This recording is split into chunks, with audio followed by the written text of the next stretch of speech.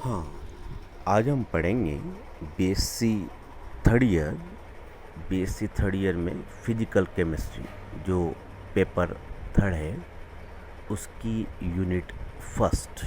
ठीक है, BSc third year physical chemistry paper third unit first. तो आज जो है हमारा टॉपिक होगा कृष्णिका विकिरण। ठीक है, ब्लैक बॉडी रेडिएशन, किसे हम ब्लैक बॉडी रेडिएशन कहते हैं उसके बारे में पढ़ेंगे और उससे संबंधित नियम कौन कौन से हैं। तो वह बॉडी जो अपने ऊपर गिरने वाले समस्त विकिरणों को पूर्णतया अवशोषित कर लेती है उसे हम ब्लैक बॉडी या कृष्णिका कहते हैं। ठीक है, कोई भी बॉडी जो अपने ऊपर गिरने वाले विकिरणों को पूर्णतया अवशोषित कर लेगी उस बॉडी को हम क्या कहते हैं, ब्लैक बॉडी कहते हैं। कहा जाता है कि ये पूर्णतया अवशोषण कब होगा, तो पूर्णतया अवशोषण तब होगा जबकि वो जो बॉडी है उसमें कौन कौन से कैरेक्टर होने चाहिए कि वो होलो होनी चाहिए, खोखली होनी चाहिए, स्फेरिकल होना चाहिए और अंदर से ब्लैक होनी चाहिए और उसमें विकिरण के प्रवेश के लिए एक छोटा सा क्या होना चाहिए, छिद्र होना चाहिए। जब भी कोई विकिरण उस छिद्र से प्रवेश करेगा तो वो गोले की दीवार से बार बार टकराता रहेगा और तब तक टकराकर प्रतिकर्षित होता रहेगा जब तक कि विकिरण पूर्णतः अवशोषित न हो जाए। तो ये अपने पास एक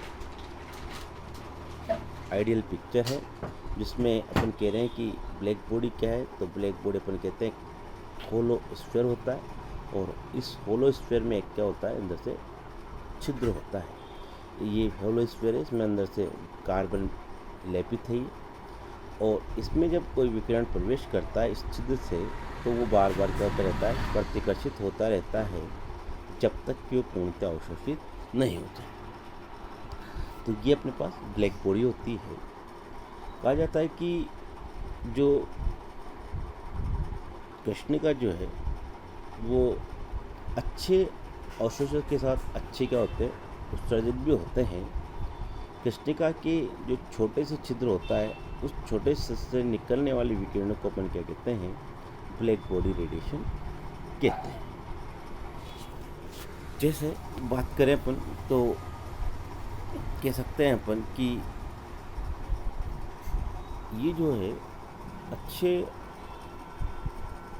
जितने ही ब्लैक बॉडी है वो अच्छे अवशोषक के साथ साथ क्या माने गए हैं, अच्छे उत्सर्जक भी माने गए हैं। इस कृष्णिका विकिरण से किरचॉफ के नियम भी पढ़े जाते हैं। किरचॉफ कहता है कि दिए गए ताप पर किसी काय की अवशोषण क्षमता व उत्सर्जन क्षमता का अनुपात स्थिर रहता है तथा ये जो अनुपात होता है वो आदर्श कृष्णिका की उत्सर्जन क्षमता की क्या होता है, बराबर होता है। क्या कहा किरचॉफ ने? किरचॉफ के अनुसार दिए गए ताप पर किसी काय की उत्सर्जन क्षमता और अवशोषण क्षमता का अनुपात क्या रहता है, स्थिर रहता है और ये आदर्श कृष्णिका की उत्सर्जन क्षमता के क्या होता है, बराबर होता है। अर्थात अपन कह सकते हैं अगर किसी काय की उत्सर्जन क्षमता क्या हो, ES हो और काय की अवशोषण क्षमता जो है वो AS हो तो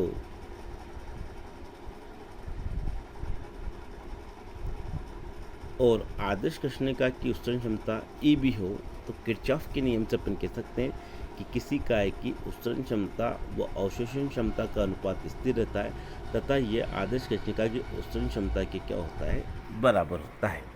तो ये किरचॉफ का नियम कहलाता है। नेक्स्ट, कृष्णिका से संबंधित विकिरणों के उत्सर्जन के लिए एक और नियम है जो अपन पढ़ सकते हैं, वो है अपने पास स्टीफन बोल्ट्जमान नियम। स्टीफन के अनुसार किसी जो कृष्णिका है, स्टीफन ने जो कृष्णिका से विकिरण उत्सर्जित होते हैं उस विकिरण की ऊर्जा और ताप में एक संबंध दिया, उसे अपन स्टीफन बोल्ट्जमान का नियम कहते हैं। तो स्टीफन ने बताया कि किसी कृष्णिका के प्रति इकाई क्षेत्रफल से प्रति इकाई समय में जो उत्सर्जित विकिरण होते हैं उनकी ऊर्जा उसके परमताप T के चौथी घात की क्या होती है, समानुपाती होती है। अर्थात हम कह सकते हैं कि E is directly proportional to fourth power of temperature. यहाँ समानुपाती का स्थिरांक हटा के एक स्थिरांक लगाया अपन ने, जिसको अपन कहते हैं सिग्मा, और इस सिग्मा को कहा जाता है स्टीफन नियतांक या स्टीफन बोल्ट्जमान नियतांक। यदि ऊर्जा को अर्घ में, समय को सेकंड में, क्षेत्रफल को सेंटीमीटर स्क्वायर में प्रदिश करते तो सिग्मा की जो वैल्यू होती है वो होती है अपने पास 5.6692 × 10⁻⁵ तो स्टीफन ने विकिरणों, कृष्णिका से जो विकिरण उत्सर्जित होते हैं उन विकिरणों की उत्सर्जित ऊर्जा और ताप में क्या दिया, संबंध दिया। वही अपने पास क्या कहलाता है, स्टीफन बोल्ट्जमान नियम कहलाता है। नेक्स्ट एक और साइंटिस्ट थे वीन, और उस वीन ने भी एक रूल दिया। इन्होंने जो उत्सर्जित विकिरण होती है उन विकिरणों की तरंगदैर्ध्य तथा ताप में संबंध दिया। इनके अनुसार किसी कृष्णिका द्वारा जो उत्सर्जित विकिरण है उस विकिरण की अधिकतम जो तरंगदैर्ध्य होती है उसका मान उसके परमताप T के क्या होता है, व्युत्क्रमानुपाती होता है। इसे अपन क्या कहते हैं, वीन का विस्थापन नियम कहते हैं। अर्थात कोई भी उत्सर्जित जो विकिरण है उस विकिरणों की जो मैक्सिमम तरंगदैर्ध्य है, that means lambda m, it is inversely proportional to temperature. यदि आप टेम्परेचर बनाओगे तो जो उत्सर्जित विकिरण होगी उन उत्सर्जित विकिरणों की तरंगदैर्ध्य क्या होती जाएगी, कम होती जाएगी। तो ये 3 नियम अपन ने देखे, किरचॉफ का नियम, स्टीफन बोल्ट्जमान का नियम और वीन का विस्थापन नियम। नेक्स्ट आगे टॉपिक में अपन और नियमों की बात करेंगे।